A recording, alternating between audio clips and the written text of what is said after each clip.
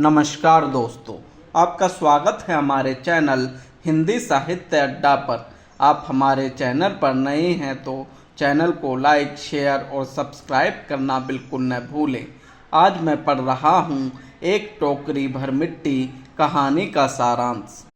एक टोकरी भर मिट्टी माधवराव सप्रे द्वारा रचित एक प्रसिद्ध कहानी है। यह कहानी वर्ग भेद पर आधारित है। संपन्न वर्ग के लोग हमेशा से गरीबों और अनाथों का शोषण करते रहे हैं।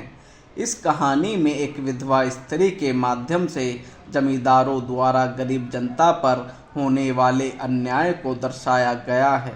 विधवा स्त्री की दयनीय अवस्था और नियति द्वारा उसके पारिवारिक सदस्यों का निधन होना उसकी दुर्दशा को व्यक्त करता है। जमींदार के द्वारा जबरदस्ती उसकी झोपड़ी पर कब्जा करना और झोपड़ी की एक टोकरी भर मिट्टी का उसके द्वारा न उठा पाना उसके अपराध भाव को दर्शाता है। अंततः इसी अपराध भाव का एहसास कर कृतकर्म का पश्चाताप करते हुए जमींदार का विधवा से माफ़ी मांगना कहानी को आदर्शात्मक स्तर पर उठाता है। यह कहानी हिंदी की पहली कहानी होकर भी प्रभाव की दृष्टि से मौलिक है। कहानी के आरंभ में एक छोटे से गांव में, जहां एक अमीर जमींदार का महल है और उसके पास ही एक गरीब विधवा की झोपड़ी स्थित है।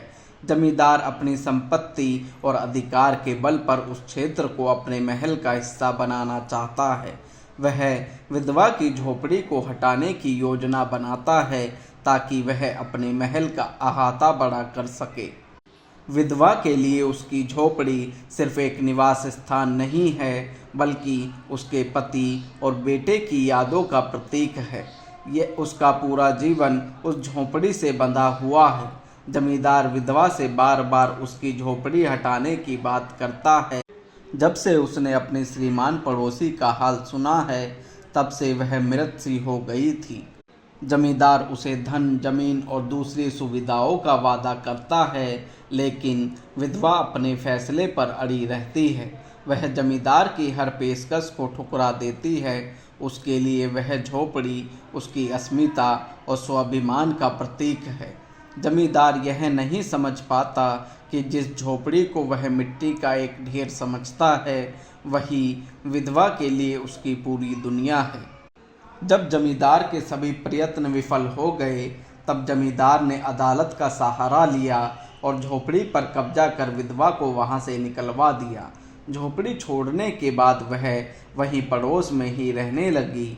एक दिन जमींदार मजदूरों को लेकर झोपड़ी के पास कुछ काम करवा रहा था। उसी समय अनाथ विधवा हाथ में एक टोकरी लेकर वहां पहुंचती है, जिसे देख जमींदार नौकरों से उसे हटाने के लिए कहता है, पर वह गिड़गिड़ा कर बोली, महाराज, अब तो यह झोपड़ी तुम्हारी हो गई है, मैं उसे लेने नहीं आई हूँ। और जमींदार से विनती करती हुई कहती है, जब से यह झोपड़ी छूटी है, तब से मेरी पोती ने खाना पीना छोड़ दिया है।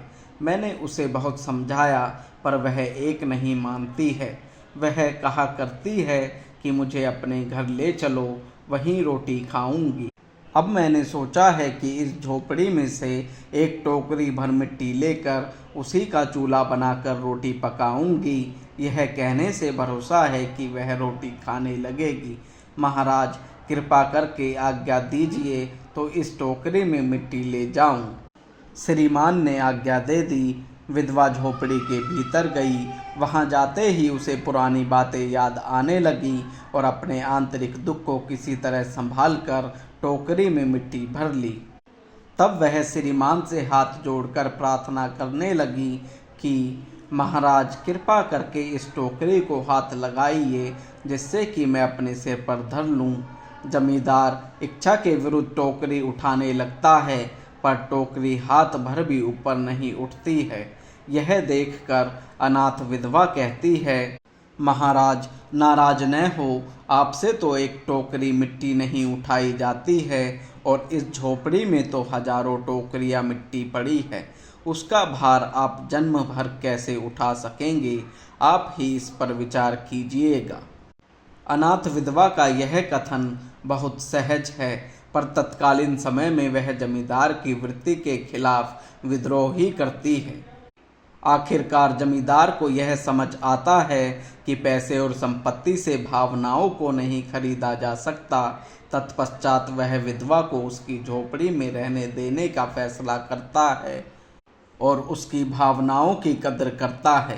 कहानी के अंत में विधवा अपनी झोपड़ी में खुश रहती है, जबकि जमींदार भी आत्मसंतोष महसूस करता है कि उसने सही निर्णय लिया है। अतः एक टोकरी भर मिट्टी कहानी का कथानक बहुत सरल और सहज है। इस कहानी के माध्यम से लेखक ने यथार्थ और आदर्श को बड़े ही सहजता से पाठकों के सामने रखा है। कहानी में अनाथ विधवा द्वारा सामाजिक संवेदना को अभिव्यक्त किया गया है। मनुष्य को अपनी ज़रूरतों से अधिक लालसा होने लगी है, जिसके फलस्वरूप वह अपने पथ से भ्रष्ट हो जाता है।